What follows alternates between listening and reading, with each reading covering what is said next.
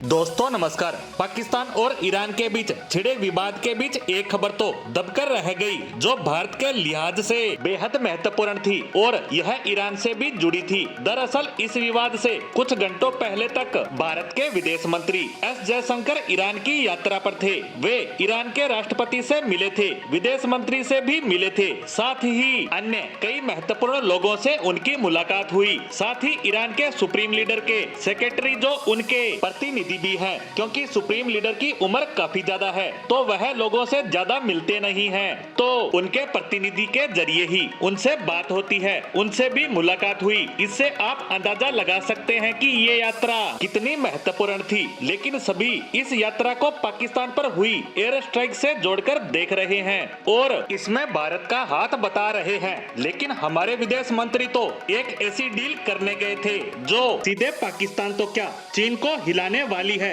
क्योंकि हमारी यह डील काफी लंबे समय से अटकी थी जो आगे नहीं बढ़ पा रही थी। कभी ईरान की शर्तों की वजह से, तो कभी अमेरिका के दबाव की वजह से, तो कभी यूएन के प्रतिबंधों की वजह से। लेकिन अब यह डील फाइनल होने जा रही है। दरअसल आप सभी जानते ही हैं कि भारत ईरान के चाबहार पोर्ट में इतना ज्यादा इंटरेस्टेड है क्योंकि इसकी स्ट्रेटेजिक लोकेशन बहुत महत्वपूर्ण है, खासकर चीन और पाकिस्तान की साजिशों को देखते हुए। लेकिन आप सभी जानते हैं कि भारत इस पोर्ट को एक्वायर नहीं कर पा रहा है क्योंकि ईरान के साथ डील फाइनल नहीं हो पा रही है, जिसकी वजह से भारत इसे पूरी तरह से विकसित भी नहीं कर पा रहा था। लेकिन अब आपको यह जानकर खुशी होगी कि विदेश मंत्री एस जयशंकर के इस दौरे के दौरान यह डील हो चुकी है और भारत को 10 साल के लिए चाबहार पोर्ट मिल चुका है। और सबसे महत्वपूर्ण बात इस डील में ये क्लोज डाला गया है कि 10 साल बाद दोनों देशों में डिस्कशन नहीं होगा,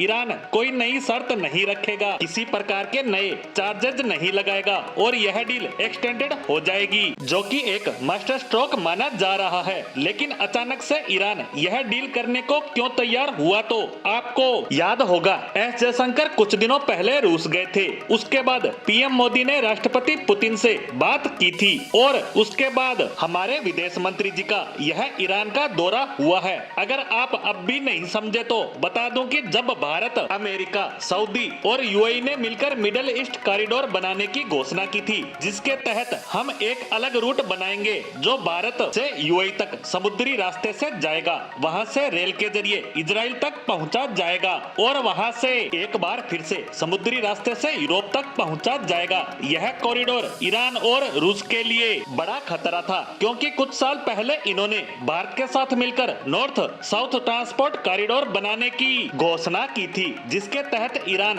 अजरबैजान होते हुए रास्ता रूस तक जाएगा और वहां से यूरोप तक पहुंचा जा सकेगा। लेकिन अजरबैजान की वजह से यह प्लान आगे नहीं बढ़ पाया, इसीलिए भारत मिडिल ईस्ट कॉरिडोर पर ध्यान देने लगा और इसी वजह से रूस ने भारत से एक बार फिर से रिक्वेस्ट करके इस नॉर्थ साउथ कॉरिडोर को फिर से शुरू करने की मांग की, जिस पर भारत भी इसके लिए तैयार हो गया। लेकिन इसके बदले ईरान को हमारी शर्तों पर चाबहार पोर्ट हमें देना होगा, क्योंकि उसकी शर्त थी कि 10 साल के बाद वह विचार करेगा कि वह आगे पोर्ट हमें देगा या नहीं। लेकिन अब ईरान मान गया है और साथ ही अब इस पर कोई विवाद होने पर यूएई की कोर्ट में इसे सुलझाया जाएगा और इसके लिए दोनों देश राजी हो गए हैं और अब इस कॉरिडोर पर काम जल्द ही शुरू कर दिया जाएगा। और इसी को लेकर भारतीय विदेश मंत्री ने ईरान का दौरा किया था, जिससे जुड़ी हमारी आज की पोस्ट को यही विराम देते हैं। धन्यवाद।